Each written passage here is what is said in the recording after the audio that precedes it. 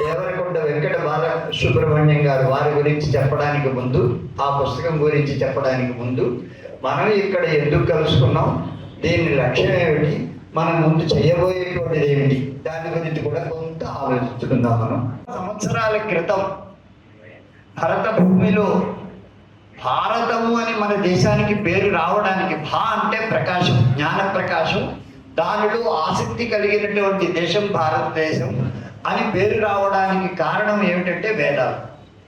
ఆ వేదములు పుట్టినటువంటి భూమిలో అనేక వాదములు కూడా పుట్టాయి. ప్రతి వాదాన్ని సమర్థిస్తూ అనేక రకాలైనటువంటి సాహితీ ప్రక్రియలు పుట్టాయి, సాహిత్యము పుట్టింది. ఈ స్రవంతి అలా కొనసాగుతూనే ఉంటుంది. గంగ ఎప్పుడో పుట్టింది, ఇప్పుడు ప్రవహిస్తుంది, రేపు ప్రవహిస్తుంది. మన కలియుగాంత వరకు లేకపోతే చతుర్యుగాంత వరకు కూడా గంగ ప్రవహిస్తూనే ఉంటుంది. అలాగే సాహితీ గంగ కూడా అలాగే ప్రవహిస్తుంది. సహాయం అంటే నేనున్నాను ముందు అని చెప్పేసి, అయం నిజ పరోవేతి గణనా లఘుచేతసాం ఉదార చరితానాంతు వసుదైవ కుటుంబకం అని చెప్పేసండి. మీరు గుర్తుపెట్టుకోకపోండి, మీకు కనుక అవసరం ఉంటే నేనున్నాను అని రావడం అన్నమాట. అయం నిజం పరోవేతి, ఇతను నావాడు, ఇతడు పరాయివాడు అనేటువంటి లెక్క అది లఘు బుద్ధి కలిగిన వాడికి. కానీ ఉదార చరితానంతు వసుదైవ కుటుంబకం అని చెప్పేసింది. ఆ విధంగా మనకి అటువంటి ఒక ఉదాహరణ ఇవ్వగలిగినటువంటి ఆయన న్యాయతే అంతర్గతం. మాసాల పరిచయంలో ఆయన చూడగానే ఒక చక్కటి ఆకారం, అలాగే ఆయన మాట్లాడేటప్పుడు ఒక మంచి ఇంగితజ్ఞత, ఇలాంటివన్నీ మనకి కనబడ్డాయి.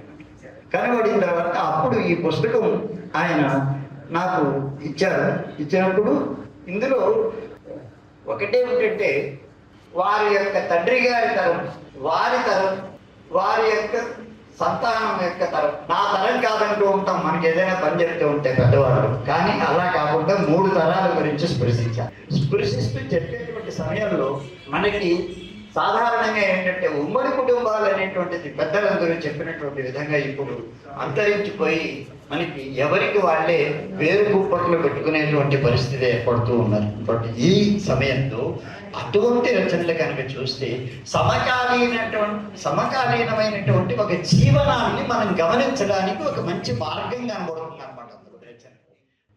ముఖ్యంగా కూడా బాలసుబ్రహ్మణ్యం గారి గురించి నేను వినడం జరిగింది. అంటే బాలసుబ్రహ్మణ్యం గారు అంటే తరాలు మారాయి. ఇప్పుడు వారు ప్రభాకర్ రావు గారు సుమారు 94-95 ఏళ్ళ వయసు. ఆ వయస్సు పెద్దల దగ్గర నుంచి నేటి యువతి వరకు ఎన్ని తరాలని అనుసంధానం చేస్తూ వారి ప్రస్థానాన్ని వారు కొనసాగిస్తున్నారు. ఇటువంటి పెద్దల సాహచర్యం కనుక మనందరికీ కొనుక్కున్నట్లయితే, ప్రత్యేకించి యువతకి ఇటువంటి పెద్దలతో సాంగత్యం ఉన్నట్లయితే వారి జీవితంలో వారు మంచి పురోగతిని సాధిస్తారు.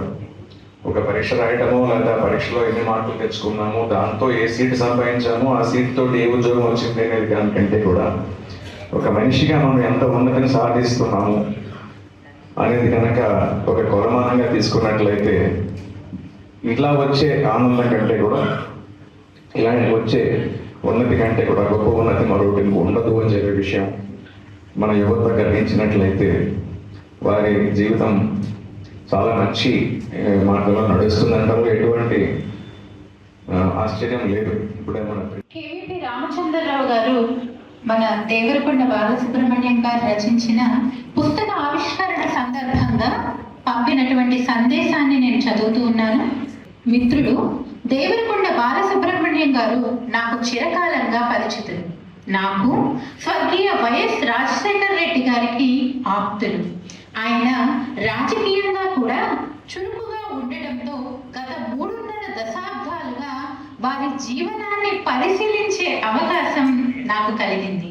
నిరాడంబరంగా, నిస్వార్థంగా, సామాజిక సేవే ధ్యేయంగా వారి జీవన ప్రస్థానం ఎప్పటికప్పుడు ఆశ్చర్యపరుస్తూ ఉంటుంది. రాజీవ్ గాంధీ గురించి కూడా ఇప్పుడున్నటువంటి ముఖ్యమంత్రి కూడా అందరికీ నేను నిర్మమాటగానే రాశాను. వాళ్ళందరూ దాన్ని పాజిటివ్గా తీసుకున్నారు, కానీ ఎవరు నెగిటివ్గా తీసుకోలేదు. బాలసుబ్రహ్మణ్యం మమ్మల్ని విమర్శించాలని అనుకోలేదు. వాళ్ళు ఒక ఇదేదో మన మంచి కోసం చెప్తాడని అనుకున్నారు. కాబట్టి వాళ్ళందరికీ కూడా సహృదయంతో నేను ఇచ్చినటువంటి సలహాలు వాళ్ళు పాటించి దాని సమాజం కోసం వెచ్చించినందుకు నేను వాళ్ళకి ధన్యవాదాలు తెలియజేసుకుంటూ ఉన్నాను. చిట్ట చివరిగా ఇక్కడ ఉన్న పెద్దలందరికీ నేను కోరేది ఏంటంటే, ఏదైనా ఒక చెడు జరుగుతున్నప్పుడు, ఒక నష్టం కలుగుతున్నప్పుడు మనం సమాజంలో ఎదిరించకుండా పోతే, మనని చైనా వాడు చెప్పాడు ఒక మాట, చైనా ప్రధాని మన ఈ మధ్య దేశం, నా దేశంలో ఉండేటువంటి విద్వాంసులు కానీ భారతీయులు మాత్రం వాళ్ళు చక్కటి జ్ఞానాన్ని సంపాదించి విదేశాన్ని బాగు చేయడానికి వాళ్ళ శక్తులను ఉపయోగిస్తున్నారని చెప్పాడు ఆయన. ఇది ఇక్కడ మనం తెలుసుకోవాల్సినటువంటి విషయం.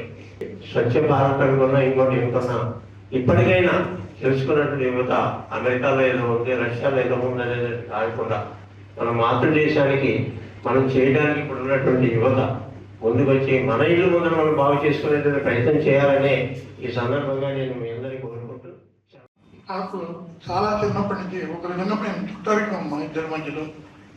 ఆయనకి నాకు ఒక ఏడాది తేడా ఉంది. అంటే ఒక సంవత్సరం మాత్రమే ఆయన పెద్ద. వాళ్ళ మదర్ నాకు చిన్న అమ్మమ్మ అవుతుంది. ఆ విన్న వ్యక్తికి ఇంట్రెస్ట్ ఉంటేనే మిగతా చెప్తాను, లేకపోతే తప్పను. సో దానివల్ల ఏమవుతుందంటే ఎక్కడ కాన్ఫ్లిక్ట్ వచ్చేది కాదు. కానీ చాలా సున్నితంగా చెప్పేవాడు అన్నమాట. Really excellent quality. ఆయన రాసిన 18 పుస్తకాల్లో 2 నేను చదివాను, 3వది కూడా తీసుకున్నాను, ఇది కూడా చదువుతాను. చాలా సంఘటనలు నాకు పరిచయం కూడా ఉన్నాయి ఈ పుస్తకంలో రాసిన వాటిలో.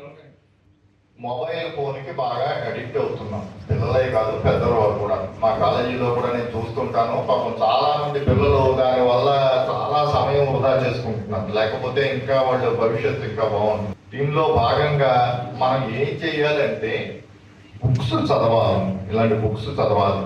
నేను యాక్చువల్లీ ఈ రోజు ఇలా వచ్చాను అంటే యాక్చువల్లీ అది దేవుడు దయ ఉన్నట్టే, లేకపోతే నేను నిజంగా ఈ బుక్ ఉంటుంది. పివిఆర్కే ప్రసాద్ గారు నాహం కర్త హరి కర్త అనే ఒక బుక్ రాశారు.